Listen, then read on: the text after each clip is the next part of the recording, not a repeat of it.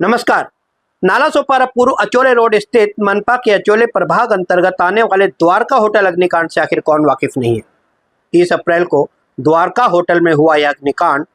वह हादसा था जिसने भ्रष्ट प्रशासन व लापरवाह ठेकेदारों के कारनामों की न सिर्फ पोल खोलकर रख दी थी, बल्कि इस अग्निकांड का शिकार हुए लगभग 1 दर्जन लोगों को अस्पताल में भी भर्ती करवाना पड़ा था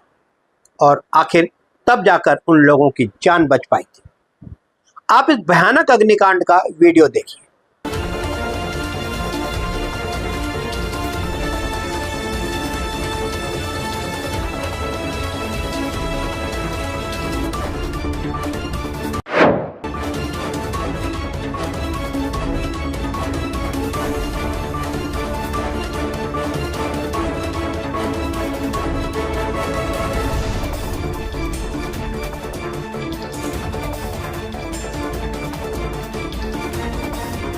हालांकि इस अग्निकांड के लिए स्पष्ट तौर पर जितना दोषी नाला बनाने वाले ठेकेदार है, उतना ही जिम्मेदार मनपा अचोले प्रभाग के उप अभियंता सुरेश सिंगाने व सह आयुक्त गिल्सन गोंसाल्विस भी हैं। किंतु अफसोस, इस मामले में जहां द्वारका होटल बुरी तरह से जलकर खाक हो गया, जहां कई लोगों की जान जाते जाते बची, वहीं मनपा के वरिष्ठ अधिकारियों के द्वारा उस गंभीर मामले में भी मनपा उप अभियंता सुरेश सिंगाने तथा अचोले प्रभाग के सह आयुक्त गिल्सन गोंसाल्विस को जिम्मेदार न ठहराना बेहद हैरान कर देने वाली बात है। साथ ही इससे यह भी साबित होता है कि यहाँ पर कानून का राज नहीं, बल्कि बेईमानों का जंगल राज चल रहा है। हालांकि 30 अप्रैल को घटित इस भयानक घटना के अगले ही दिन इस गंभीर मामले में ठेकेदार को तो दोषी मानते हुए उसके खिलाफ अचोले पुलिस स्टेशन में मामला दर्ज कर लिया गया था, किंतु ठेकेदार का काम रोककर उसे ब्लैक लिस्ट कर उसका संपूर्ण बिल रोकने की प्रक्रिया मनपा प्रशासन ने शुरू नहीं की थी। बल्कि हैरानी की बात यह है कि ठेकेदार द्वारा फिर से लापरवाहीवश दिन रात मजदूरों की एक बड़ी टीम लगाकर बिना किसी मनपा इंजीनियर की मौजूदगी में उस आधे अधूरे काम को लगातार पूरा किया जाता रहा और अब मौजूदा समय में लापरवाह ठेकेदार द्वारा उस नाले के काम को भी पूरा कर लिया गया है। आप इस वीडियो को देखिए।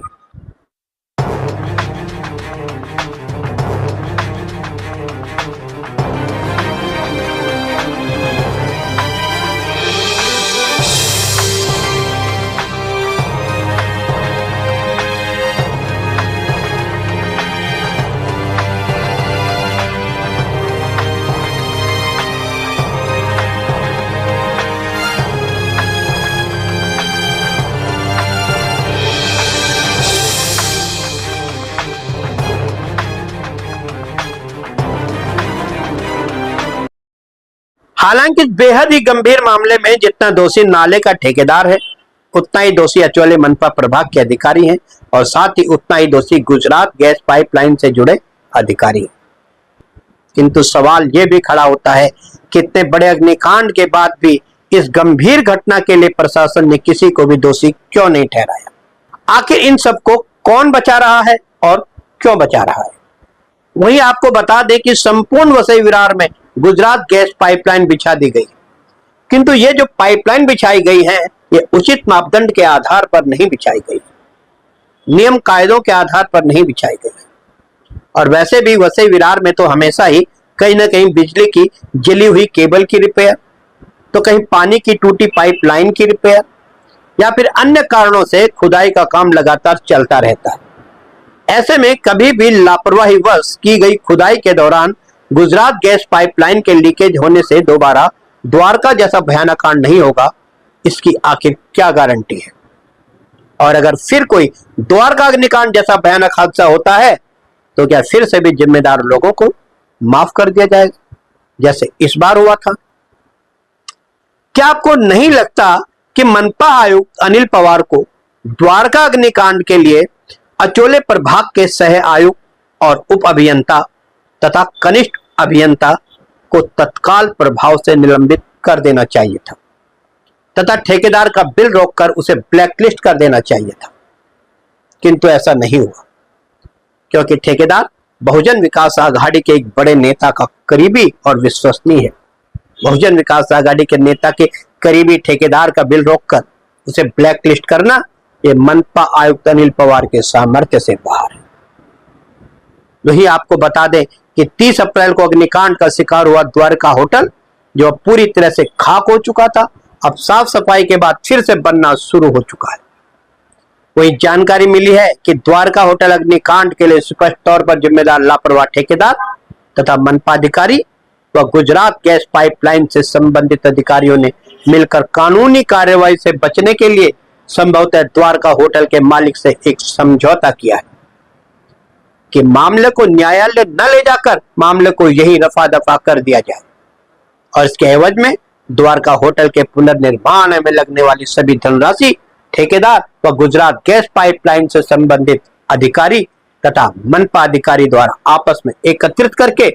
द्वारका होटल के मालिक को दी जाएगी। और इसी सब के चलते फिलहाल द्वारका होटल के पुनर्निर्माण की गति काफी तेज दिखाई दे रही है। मजदूरों व कारीगरों की एक बड़ी टीम अपने अपने काम पर लग चुकी है।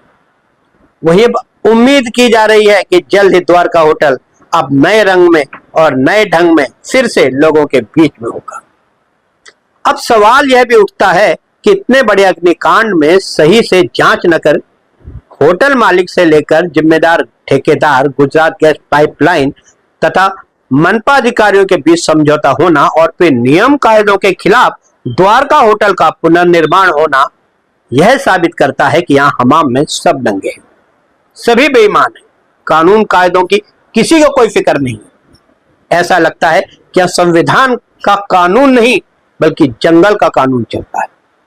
वही इस सब गंभीर मामलों में नाला सोपारा के विधायक को तो कम से कम इस मामले को अपने संज्ञान में लेकर प्रशासन से दरख्वास्त कर एक कमेटी बनाकर मामले की निष्पक्ष जांच कर दोषियों के खिलाफ कड़ी से कड़ी सजा की मांग करनी चाहिए थी। हालांकि बेशक द्वारका होटल के मालिक व मनपा प्रशासन का आपसी समझौता हो चुका है, उसके बावजूद भी इस मामले के दोषियों के लिए उचित सजा की मांग आम आदमी से लेकर कई सामाजिक संस्थाओं द्वारा लगातार किया जा रहा है। और उसी के तहत हम भी इस गंभीर मामले में लापरवाह ठेकेदार का बिल रोककर उसे ब्लैकलिस्ट करने तथा मनपा के दोषी अधिकारियों के खिलाफ निलंबन की मांग को लेकर बेहद संजीदगी के साथ अपनी जिम्मेदारी